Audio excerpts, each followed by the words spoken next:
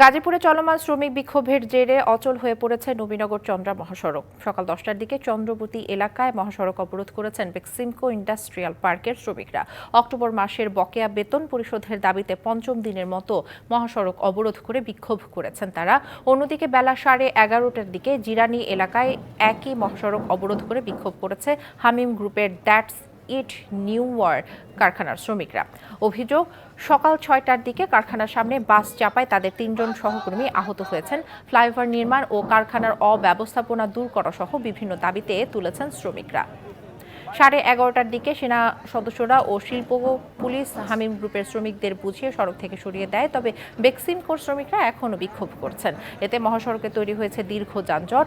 উত্তরবঙ্গগামী যানবাহন বিকল্প হিসেবে ঢাকা টাঙ্গাইল মহাসড়ক এবং ধামরাই কালিয়াকৈর আঞ্চলিক সড়ক ব্যবহার করছে। নগদের সর্বোচ্চ বার 167 টাকা রিচার্জে পাবেন 1 লাখ টাকা পুরস্কার। আরও আছে প্রতি সপ্তাহে পুরস্কার ও ক্যাশব্যাক।